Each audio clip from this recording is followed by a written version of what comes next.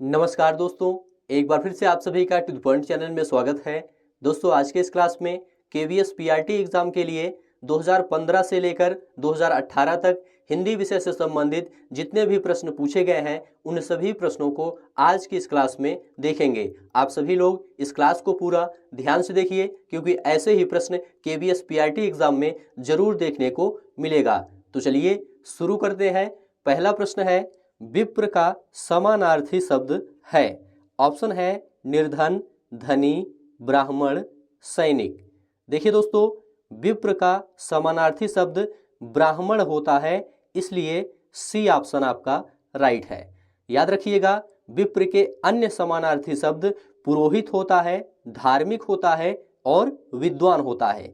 तो यहाँ पर आपका सी ऑप्शन राइट है। आगे बढ़ते हैं। अगला प्रश्न है, आविर्भाव का समानार्थी शब्द है। ऑप्शन है मृत्यु, मोक्ष, वानप्रस्थ, उत्पत्ति। यहाँ पर आपका राइट आंसर है डी ऑप्शन, उत्पत्ति। याद रखिएगा, आविर्भाव का समानार्थी शब्द उत्पत्ति होता है।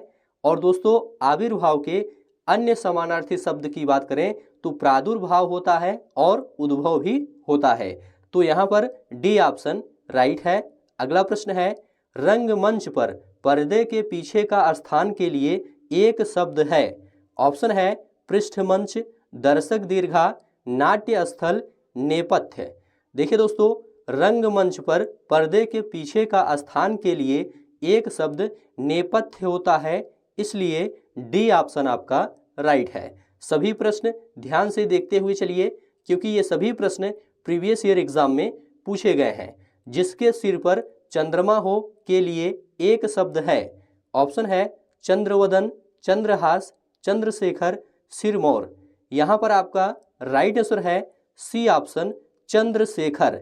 जिसके सिर पर चंद्रमा हो के लिए एक शब्द चंद्रशेखर होता है, इसलिए सी ऑप्शन राइट है। आगे बढ़ते हैं।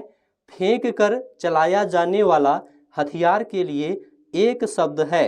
ऑप्शन है प्रक्षिप्त, प्रक्लेदित, शस्त्र, अस्त्र। देखिए दोस्तों, फेंक कर चलाया जाने वाला हथियार के लिए एक शब्द अस्त्र होता है, इसलिए डी ऑप्शन राइट है। चलिए आगे बढ़ते हैं। अगला प्रश्न है, देसी मुर्गी विलायती बोल लोकोक्ति का अर्थ है। ऑप्शन है कम कीमत में अच्छी वस्तु, उम्मीद से बढ़कर, बेमेल बातों का मेल, अनोखी चीज दिखाना। तो देखिए दोस्तों, यहाँ पर आपका राइट आंसर है सी ऑप्शन, बेमेल बातों का मेल। देसी मुर्गी विलायती बोल लोकोक्ति का अर्थ है बेमेल बातों का मेल। सी ऑप्शन राइट है। आगे बढ़ते हैं। अगला प्रश्न है, एक तो करेला दूजे नीम चढ़ा लोकोक्ति का अर्थ है। ऑप्शन है दोगुनी फायदेमंद वस्तु, अत्यंत स्वास्थ्यवर्धक चीज, बुरे के साथ और बुरे का मेल, समान गुण वाले दो साथी। तो याद रखिएगा, एक तो करेला दूजे नीम चढ़ा लोकोक्ति का अर्थ है बुरे के साथ और बुरे का मेल। यहाँ पर सी ऑप्शन राइट है। आगे बढ़ते हैं। शुद्ध वर्तनी वाले विकल्प का चयन कीजिए। यहाँ पर 4 विकल्प दिया गया है, इसमें से कौन सा शुद्ध वर्तनी वाला विकल्प है आपको यह बताना है। तो यहाँ पर आपका बी ऑप्शन राइट है, अभिव्यक्ति। बी ऑप्शन में जो अभिव्यक्ति लिखा गया है यह बिल्कुल शुद्ध वर्तनी वाला शब्द है, इसलिए बी ऑप्शन आपका राइट है। आगे बढ़ते हैं।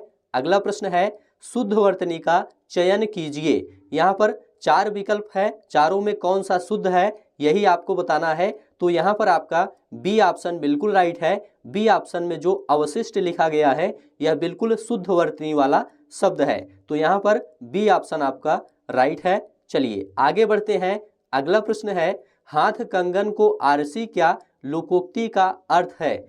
ऑप्शन है गुड़ी को आडंबर की जरूरत नहीं, धनी के लिए पैसे का महत्व नहीं, प्रत्यक्ष के लिए प्रमाण की आवश्यकता नहीं, बलवान को सहयोगी की जरूरत नहीं।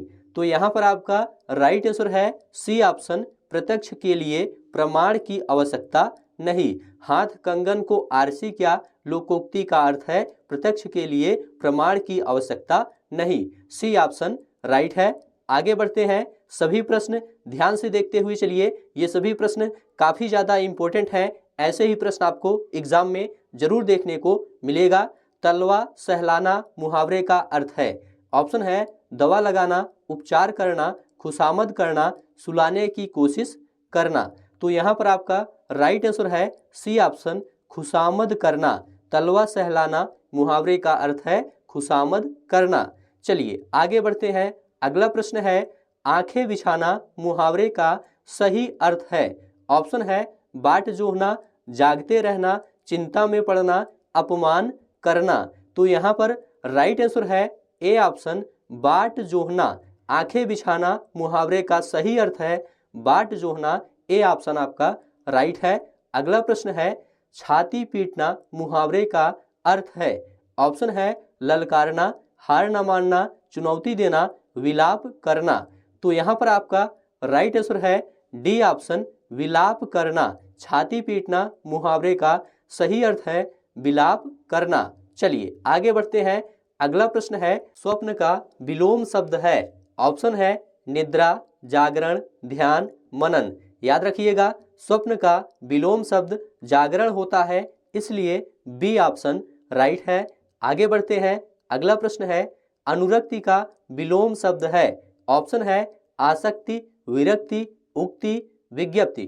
देखिए दोस्तों अनुरक्ति का विलोम विरक्ति होता है, इसलिए बी ऑप्शन राइट है।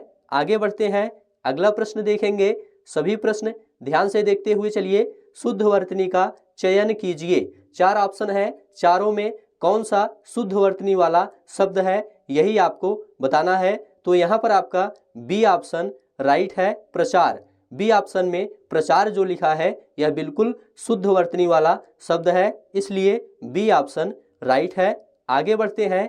ढ वर्ण किस वर्ग का है? ऑप्शन है का वर्ग, चा वर्ग, पा वर्ग, टा वर्ग। देखिए दोस्तों सबसे पहले हम देखेंगे का वर्ग में कौन कौन से वर्ण आते हैं। का वर्ग में दोस्तों का, ख, ग, घ, अंगा आता है। तो यहाँ पर आपका ढा वर्ण नहीं आता है, इसलिए पहला ऑप्शन तो गलत है। दूसरा है चा वर्ग। चा वर्ग में कौन कौन से वर्ण आते हैं? च, छ, ज, झ, इया। इसमें भी ढा वर्ण नहीं है, इसलिए यह भी गलत है। इसके बाद है पा वर्ग। पा वर्ग में कौन कौन से वर्ण आते हैं? प, फ, ब, भ, म। इसमें भी ढा वर्ण नहीं है, इसलिए यह भी गलत है। लास्ट है टा वर्ग। टा वर्ग के वर्ण हैं ट, ठ, ड, ढ, अड़ा। तो टा वर्ग में ढा वर्ण आता है, इसलिए डी ऑप्शन आपका राइट है। चलिए आगे बढ़ते हैं। अगला प्रश्न है निम्न में से कौन सा शब्द बहुवचन है? ऑप्शन है वह, सब, मैं, तुम। देखिए दोस्तों यहाँ पर सब जो लिखा गया है यह बहुवचन है। बी ऑप्शन आपका राइट है। याद रखिएगा संज्ञा के जिस रूप से एक से अधिक वस्तुओं, पदार्थों या प्राणियों का बोध होता है उसे बहुवचन कहते हैं। यहाँ पर बी ऑप्शन राइट है। नेक्स्ट है सुख का विलोम शब्द है? ऑप्शन है कष्ट, परेशानी, दुख, आंसू। यहाँ पर आपका राइट आंसर है सी ऑप्शन, दुख। सुख का विलोम दुख होता है, सी ऑप्शन आपका राइट है। आगे बढ़ते हैं। ये सभी प्रश्न केवीएस पीआरटी एग्जाम में पूछे गए हैं, इसलिए आप लोग इन सभी प्रश्नों को ध्यान से देखते हुए चलिए। घर का पर्यायवाची शब्द है? ऑप्शन है गृह, जटिल, साधु, वनिता। यहाँ पर आपका राइट आंसर है ए ऑप्शन, गृह। घर का पर्यायवाची शब्द गृह होता है, इसलिए ए ऑप्शन आपका राइट है। घर के अन्य पर्यायवाची शब्द निकेतन होता है, भवन, सदन, निलय, धाम। ये सभी घर के पर्यायवाची शब्द हैं। चलिए आगे बढ़ते हैं। अब्दुल्ला ने नमाज पढ़ी इस वाक्य में कौन सा काल है? ऑप्शन है वर्तमान काल, भविष्यत काल, भूतकाल, भूताभूत काल। तो यहाँ पर आपका राइट आंसर है सी ऑप्शन, भूतकाल। अब्दुल्ला ने नमाज पढ़ी इस वाक्य में सामान्य भूतकाल है, इसलिए सी ऑप्शन राइट है। अगला प्रश्न है 6 वर्ण किन वर्णों के संयोग से बना है?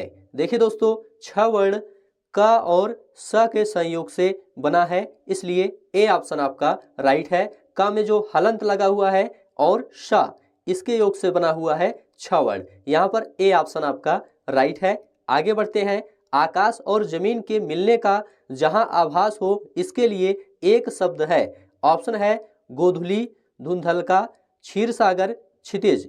देखिए दोस्तों, यहाँ पर आपका राइट आंसर है डी ऑप्शन क्षितिज। आकाश और जमीन के मिलने का जहां आभास हो, इसके लिए एक शब्द क्षितिज होता है, इसलिए डी ऑप्शन राइट है। चलिए आगे बढ़ते हैं। सदैव शब्द में कौन सी संधि है?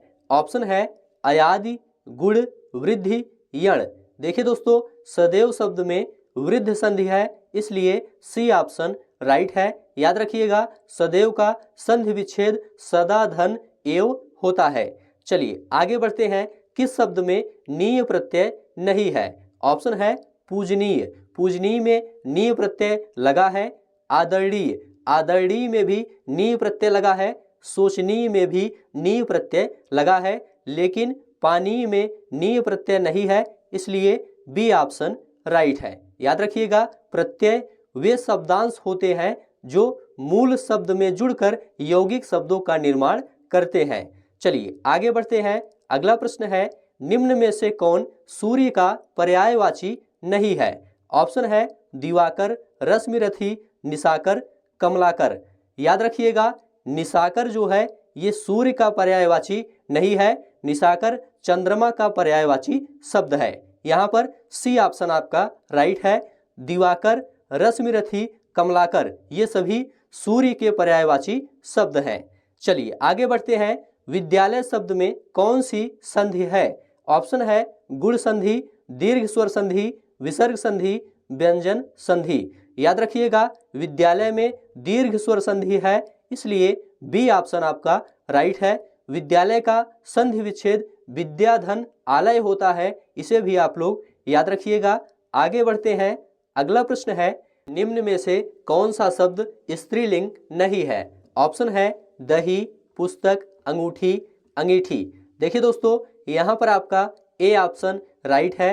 दही स्त्रीलिंग शब्द नहीं है, ये पुल्लिंग शब्द है, इसलिए ए ऑप्शन आपका राइट है। अगला प्रश्न है, यद्यप शब्द का संधि विच्छेद है। ऑप्शन है यद्य धन अपि, यदि धन अपि, याद धन अपि, यम धन अपि।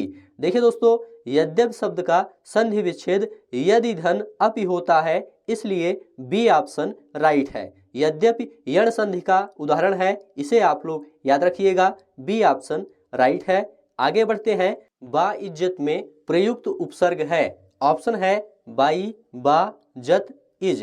देखिए दोस्तों, बा इज्जत में बा उपसर्ग लगा है, इसलिए बी ऑप्शन आपका राइट है। उपसर्ग दोस्तों शब्दों के प्रारंभ में लगते हैं और प्रत्यय शब्दों के अंत में जुड़ते हैं। चलिए आगे बढ़ते हैं। अगला प्रश्न है, संस्कृत मूल के जो शब्द उसी रूप में हिंदी में आ गए हैं, उन्हें क्या कहा जाता है? तो याद रखिएगा, संस्कृत मूल के जो शब्द उसी रूप में हिंदी में आ गए हैं, उन्हें तत्सम कहा जाता है, इसलिए ए ऑप्शन राइट है। आगे बढ़ते हैं। अगला प्रश्न है, प्रतिकूलता शब्द में प्रयुक्त उपसर्ग और प्रत्यय है। देखिए दोस्तों, प्रतिकूलता में प्रति उपसर्ग है और ता प्रत्यय है, तो यहाँ पर आपका बी ऑप्शन राइट हो जाएगा, प्रति और ता। प्रतिकूलता शब्द में प्रयुक्त उपसर्ग और प्रत्यय प्रति और ता है, इसलिए बी ऑप्शन राइट है। आगे बढ़ते हैं। लोग तभी गिरते हैं जब असावधान होते हैं, किस प्रकार का वाक्य है? ऑप्शन है सरल, संयुक्त, मिश्र, साधारण। देखिए दोस्तों, लोग तभी गिरते हैं जब असावधान होते हैं, यह मिश्र वाक्य है। यहाँ पर सी ऑप्शन आपका राइट है, ये मिश्र वाक्य का उदाहरण है। देखिए दोस्तों, जिस वाक्य में एक साधारण वाक्य के अतिरिक्त उसके अधीन कोई दूसरा अंग वाक्य हो, उसे मिश्र वाक्य कहते हैं। यहाँ पर सी ऑप्शन राइट है। आगे बढ़ते हैं। अगला प्रश्न है, दवाई का बहुवचन है। देखिए दोस्तों, दवाई का बहुवचन दवाइयाँ होता है, इसलिए बी ऑप्शन राइट है। आगे बढ़ते हैं। श्रीमान का स्त्रीलिंग रूप है। देखिए दोस्तों, श्रीमान का स्त्रीलिंग रूप श्रीमती होता है, इसलिए सी ऑप्शन राइट है। आगे बढ़ते हैं। अगला प्रश्न है, खड़ी बोली हिंदी में रचना करने वाला प्रथम कवि किसे माना जाता है? तो याद रखिएगा, खड़ी बोली हिंदी में रचना करने वाला प्रथम कवि अमीर खुसरो को माना जाता है, इसलिए बी ऑप्शन राइट है। आगे बढ़ते हैं। अगला प्रश्न है, इस मंदिर में लोग पीतांबर पहनकर पूजा करते हैं। पीताम्बर में कौन सा समास है? ऑप्शन है द्वंद्व, कर्मधारय, बहुव्रीहि, तत्पुरुष। देखिए दोस्तों, पीताम्बर में कर्मधारय समास है, इसलिए बी ऑप्शन राइट है। याद रखिएगा, जिस सामासिक पद का उत्तर पद प्रधान हो और पूर्व पद का उत्तर पद में विशेषण विशेष अथवा उपमान उपमेय का संबंध हो, वहां कर्मधारय समास होता है। आगे बढ़ते हैं। अगला प्रश्न है, शाखा का बहुवचन है। ऑप्शन है शाख, शाखे, शाखाएं, शाखियां। तो यहाँ पर आपका राइट आंसर है सी ऑप्शन, शाखाएं। शाखा का बहुवचन शाखाएं होता है, इसलिए सी ऑप्शन राइट है। अगला प्रश्न है, इनमें से कौन सा शब्द पर्वत का पर्याय नहीं है? ऑप्शन है नभ, शैल, भूधर, नग। देखिए दोस्तों, नभ जो है ये आकाश का पर्याय है, ये पर्वत का पर्याय नहीं है, इसलिए ए ऑप्शन आपका राइट है। अन्य सभी शैल, भूधर, नग ये सभी पर्वत के पर्यायवाची शब्द हैं। चलिए आगे बढ़ते हैं। अगला प्रश्न देखेंगे, जल्दी चलो, इसमें कौन सा विशेषण है? ऑप्शन है निश्चयवाचक, क्रिया विशेषण, परिमाण बोधक, अनिश्चयवाचक। देखिए दोस्तों, जल्दी चलो इसमें क्रिया विशेषण है, यहाँ पर बी ऑप्शन राइट है। जल्दी शब्द दोस्तों हमें क्रिया की विशेषता बता रहा है, इसलिए यहाँ पर क्रिया विशेषण है। आगे बढ़ते हैं। सिंह वन में रहता है, इसमें कौन सा कारक है? ऑप्शन है अपादान कारक, अधिकरण कारक, करण कारक, कर्म कारक। देखिए दोस्तों, सिंह वन में रहता है, इसमें अधिकरण कारक है, यहाँ पर बी ऑप्शन आपका राइट है। याद रखिएगा, अधिकरण कारक में और पर का प्रयोग होता है, यहाँ पर में का प्रयोग हुआ है, इसलिए अधिकरण कारक है। आगे बढ़ते हैं। अगला प्रश्न है, सुख चयन में समास है। ऑप्शन है द्विगु समास, द्वंद्व समास, कर्मधारय समास, तत्पुरुष समास। देखिए दोस्तों, सुख चयन में द्वंद्व समास है, इसलिए बी ऑप्शन आपका राइट है।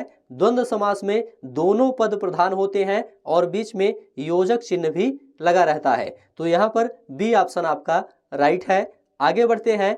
छाती पर सांप लौटना मुहावरे का सही अर्थ है। ऑप्शन है साहस का काम करना, ईर्ष्या करना, कष्ट करना, भयभीत करना। देखिए दोस्तों, छाती पर सांप लौटना मुहावरे का सही अर्थ है ईर्ष्या करना, यहाँ पर बी ऑप्शन राइट है। आगे बढ़ते हैं। अगला प्रश्न है, परिक्रमा शब्द में उपसर्ग है। ऑप्शन है आ, परि, पा, मा।